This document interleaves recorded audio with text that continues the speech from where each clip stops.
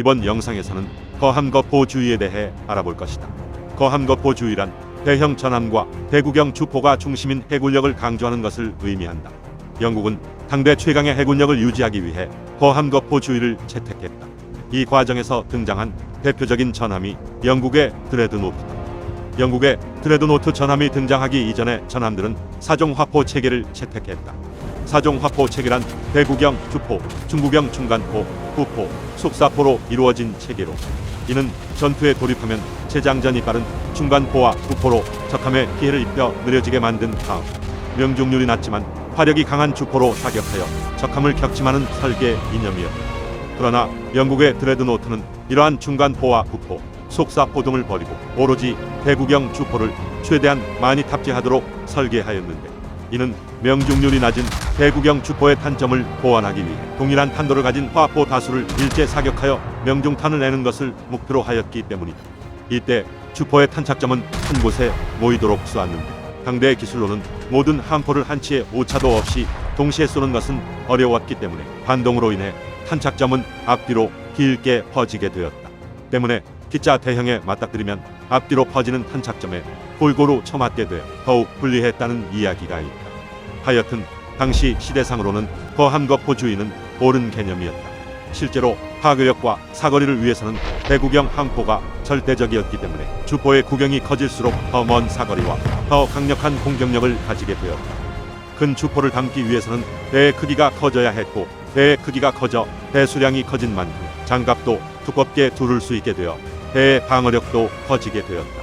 다시 말해 적보다 더 큰 전함을 보유하고 있으면 더 먼 거리에서 더 강력한 위력으로 공격할 수 있었으며, 설령 피해를 입는다고 해도 적보다 더 많은 피해를 입어야만 침몰할 수 있었다. 따라서 전함 길이의 전투만 놓고 본다면 일단 적의 전함보다 크기만 하면 필승이라는 결론에 도달하게 되는 것이다. 이것이 거함거포주의가 탄생하게 된 배경이다. 거함거포주의가 절정에 달했을 때에는 야마토급 전함의 함포가 460mm에 달했으며, 미국도 18인치 함포를 개발했으나 실제로 탑재까지는 되지 않았다. 그런데 일본은 거기서 더 나아가 480mm 함포를 실험하기도 했으며, 독일은 역시나 페이퍼 플랜의 나라답게 508mm 함포를 H-44에 장착하려 했고 530mm 거포를 만들려고 시도하기까지 했다.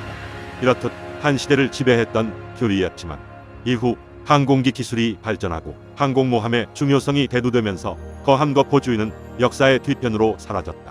하지만 거함거포주의와 비슷한 현상이 현대 전장에서도 나타나기 시작하는데, 배수량이 6,000톤 내외였던 구축함들이 어느새 10,000톤을 넘기 시작하는가 하면, 105mm 강선포를 탑재하여 40톤에 이르던 주력 전차들이 120mm 활강포를 탑재하고 중량이 60톤까지 늘어나는 것에서 이를 엿볼 수 있다. 이는 항상 작은 크기와 가벼운 무게만을 고집하던 러시아의 주력 전차도 예외가 아니다. 하지만 이러한 현상은 승무원의 생존성을 위해 장갑이 강화되거나 두꺼워진 장갑을 뚫기 위해 주포의 구경이나 위력이 커지는 것이다. 결론적으로 현대 무기체계의 대형화 현상은 거함거포주의와 유사한 면이 있지만, 거함거포주의는 화력을 중시한다는 점에서 현대 무기체계는 다각적인 방어 능력과 전장 환경에 적응하는 능력을 중시한다는 점에서 차이를 보인다. 하여튼 거함거포주의는 낭만이 있으므로 530mm 함포를 장착한 H-44 전함을 만들어보자.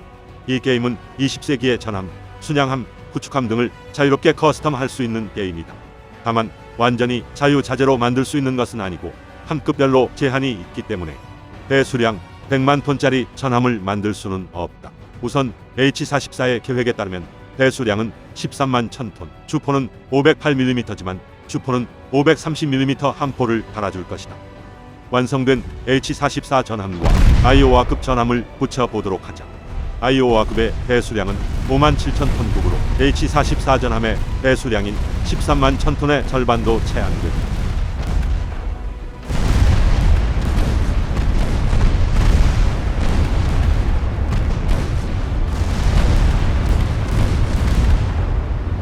아이오와급 전함이 순식간에 격침당했다. 이렇게 큰 격차가 나는 이유는 주포의 화력이 어마어마하게 차이가 나기 때문으로, 가장 왼쪽이 드레드노트급의 12인치 주포, 중앙의 3연장포가 아이오와급의 16인치 주포, 가장 왼쪽이 지금 H-44 전함에 장착된 주포인 20.9인치 함포다. 사람의 크기를 놓고 비교하면 그 크기가 체감이 될 것이다. 530mm 함포는 정말 압도적인 크기를 자랑한다. 530mm 함포의 위력은 크기만큼이나 정말 압도적이라서 아이오와급 전함 두 척과 붙어도 H-14 전함이 순식간에 승리를 따낸다. 심지어 아이오와급 전함 세 척을 상대로도 네 척을 상대로도 손쉽게 이겨낸다.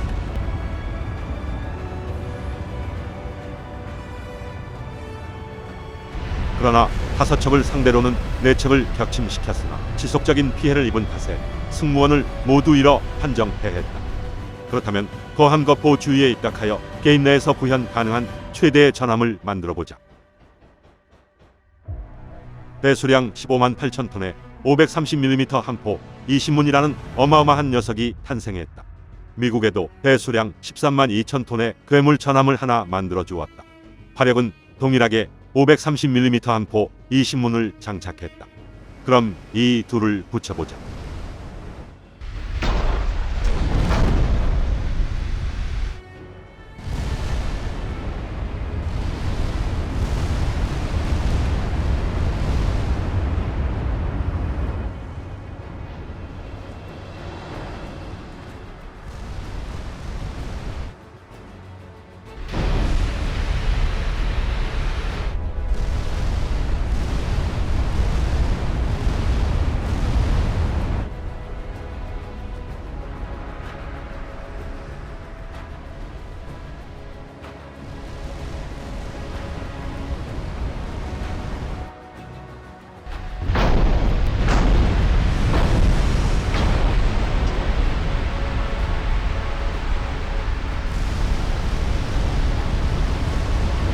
네, 포탑. 배수량도 비슷해지고 화력도 동일하니 막상막하의 대결 끝에 승리했다. 이제 전함의 위력은 충분히 알았으니 BCG로 전함을 직접 만들어보자.